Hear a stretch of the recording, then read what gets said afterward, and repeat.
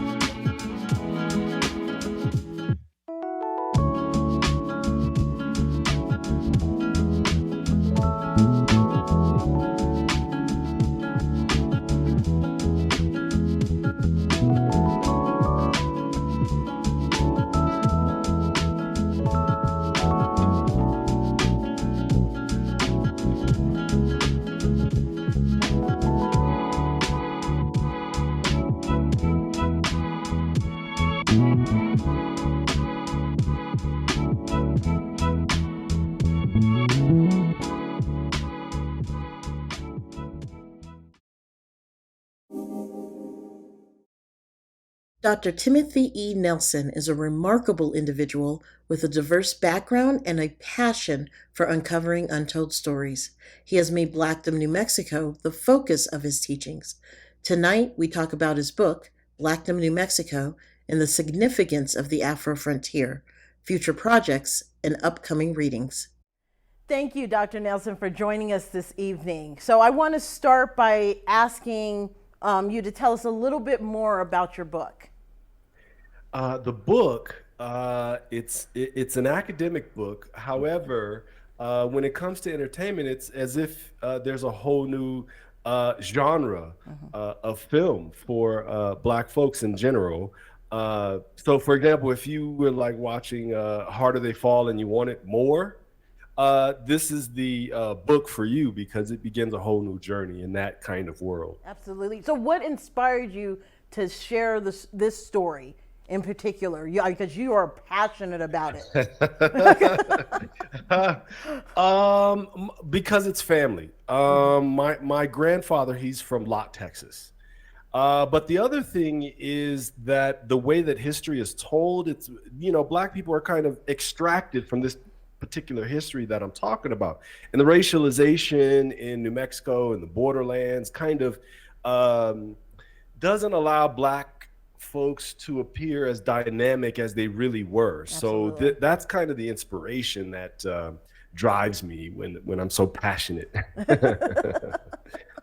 Well, it's interesting that you brought up The Harder They Fall, because I feel like, especially in the time and age we're in right now, where a lot of discussions are being had that have not been. Especially with this film, there was a constant, there was such a thing as Black cowboys. There was such a thing as like the Black community had their own infrastructures. It's just, it's amazing. So being that we are talking entertainment here with this book, what's next? Are we looking at film? Are we looking at a documentary? Oh, yeah. What are your future plans? Oh, yeah. So all of the above.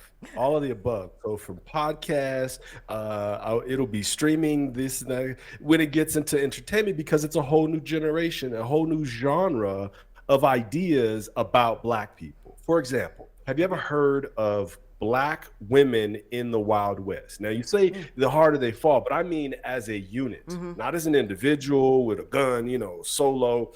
I mean a whole community of Black women, and then different kinds of Black women. On one side, on the secular side, you had people like Mittie Moore Wilson, a madam, a bootlegger, gunslinger. I've already written a screenplay, and there's already a concept trailer out there. But, it's time for us to get hot. So, in Albuquerque, if we have some people, holler at us. Go to Afro-Frontier.com and sign up for the newsletter and just contact us if you're ready to get something started and collab. Absolutely. Collaboration should be key in 2024. So yes. Where should we be finding you? I know that you have some readings coming up of the book. Yes. So on the 8th, I will be at Bookworks. Okay. So make sure you go to our website, Afro-Frontier.com, and then you can get all of the details. There will be more in Santa Fe if you missed the one in Albuquerque. So the website would be good for that. Okay. Tells you about all the events. So once again, go ahead and repeat the website for us so we can send people there. Afro-Frontier.com. So Dr. Nelson, thank you, especially, it seems like we're this is going to be the start of Black History Month, which, that seems to be when everybody's paying attention.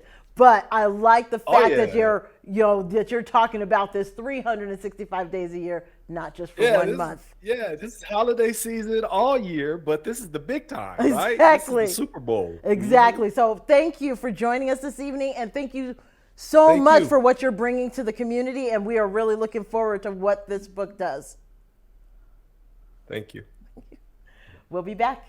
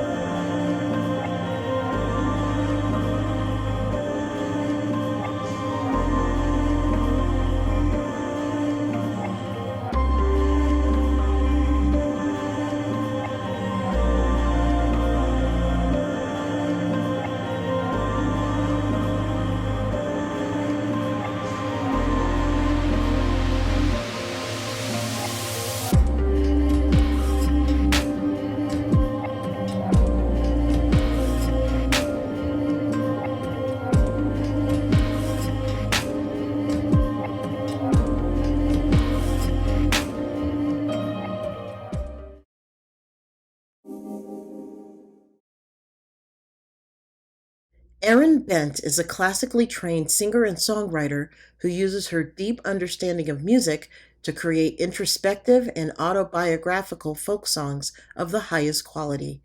We're glad to have her here tonight to talk about her latest single, What I Crave, her musical inspirations, and her upcoming performances. Erin, thank you so much for coming out and talking with me this evening. I greatly appreciate it. Yeah, thanks for having me. Absolutely. So I want to start by asking where your love of music came from. I mean, how was Erin as a child when it came to music? I grew up, my family my parents weren't musicians, but they were music appreciators, especially my dad.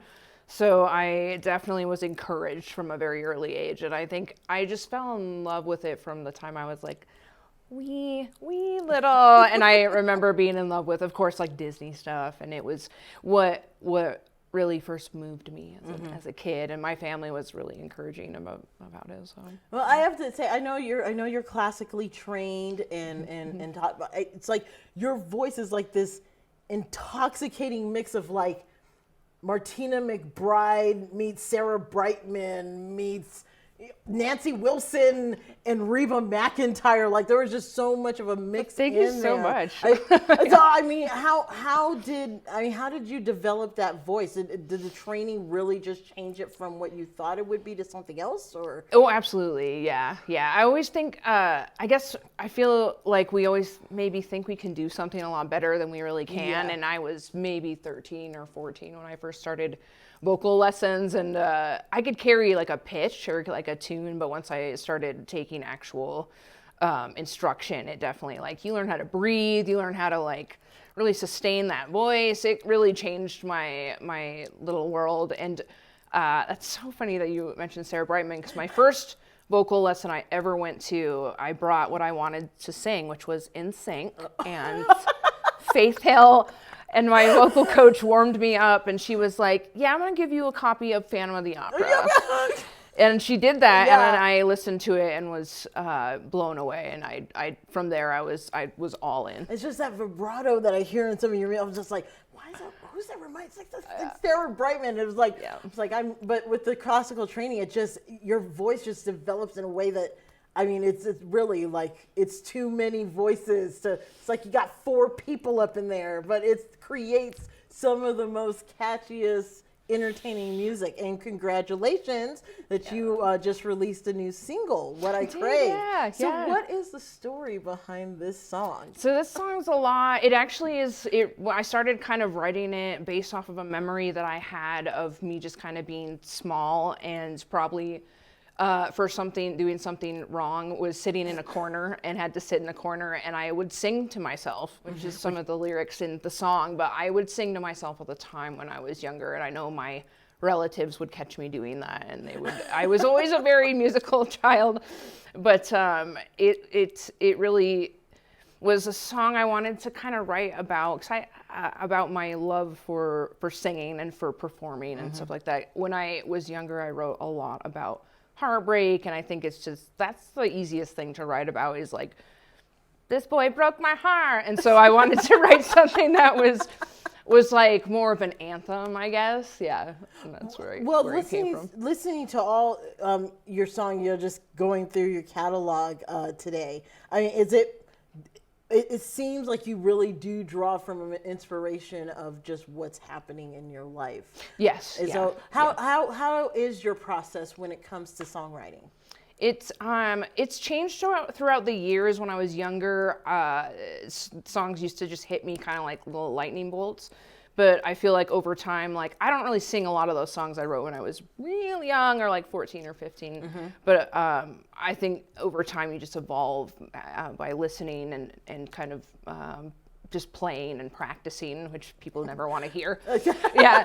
Practicing. No, I just want it to happen. Yeah. Just make it happen. And then just listening to some other, female singer-songwriters that I really love and am influenced by helped a lot. But I guess I will kind of take like either a word or a phrase or a feeling and build a song around that, because it's really easy to get aimless, I guess, as a writer, and I do that pretty easily. So having just like an anchor of like maybe 3-4 words or a feeling or an emotion I want to portray helps a ton.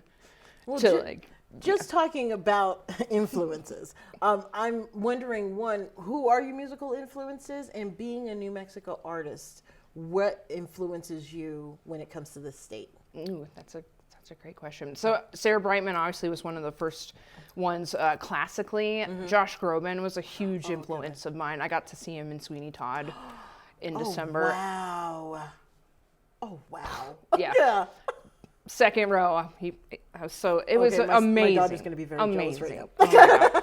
It was really great. Yeah. Jewel was the first like singer-songwriter I heard when I was younger, and I was just struck in my spot. Tori Amos was another huge one. I got to see Tori this past year for the first time, and she's just really, I guess, like Sheryl Crow, Sarah McLachlan was a huge one. And then, Taylor Swift, I guess, when she was early in her country days, and even now is an influence of mine. I listened to a little bit of Dierks Bentley, some Old Dominion.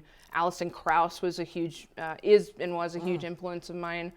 But I do try and listen to definitely different genres than what I feel like I perform myself. But I'm super into, I guess, writers that kind of just lay their authentic self on the line. Joni Mitchell, I'm totally, yeah. When I first came here back in 2005, what kind of struck me is that there is just this creative energy and a creative community in Santa Fe, Albuquerque. It's statewide, and really the state, to me, when I got here, it was magical. And so just being in and around the area is really inspiring, and there's a really supportive amount of people that really listen. There's also really other amazing musicians in and around this area that super inspiring, and it's a really supportive community, which I feel like sometimes you don't encounter, but it is. It's supportive. People are there. They're listening. It's great. Yeah. So where can we expect to see you in the next year? What's coming up with shows, tours? What's happening? So I'm playing, I guess, several times weekly now. You can see my show schedule on my website and any of the social media links that I have there. I'll be playing this weekend at the Knuckles Brewing locations in Santa Fe, which they have one on the rail yard and then one in Lamy. I'll be in Los Alamos a little recently. The full band will be playing a show in Los Alamos in April, and then I'm planning a tour out in June.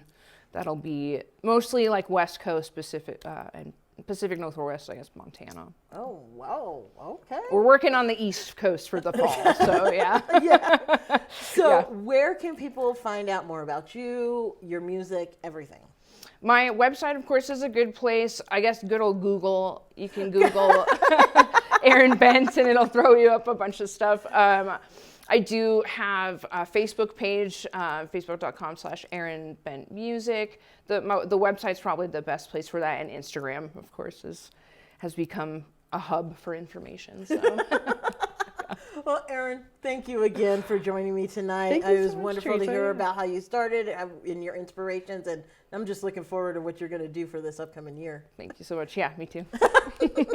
Thanks again. We'll be back. This is your New Mexico Entertainment in 60. Breaking Hearts allows underrepresented artists and established professionals to showcase their talents, compete, and celebrate hip-hop culture. Breaking Hearts takes place on February 16th through the 18th at the National Hispanic Cultural Center in Albuquerque. Judith Hill has been praised for her stellar powerhouse vocals, working with such artists as Prince and Michael Jackson, and featured in the documentary 20 Feet from Stardom. Judith Hill performs on February 23rd at the Lentic Performing Arts Center in Santa Fe. Santa Fe Pro Musica presents the Elias Quartet, performing groundbreaking compositions by Haydn, Stravinsky, and Beethoven that altered the trajectory of the string quartet. The Elias Quartet performs on February 25th at the New Mexico Museum of Art in Santa Fe. This has been your New Mexico Entertainment in 60. For more events and entertainment, visit nmentertains.com. Thank you for tuning in to this month's episode of New Mexico Entertainment Television, where you continue to be in the know. Join us next month as we cover topics from our March issue, which is our food issue. Have a good night. For more events and entertainment, visit nmentertains.com.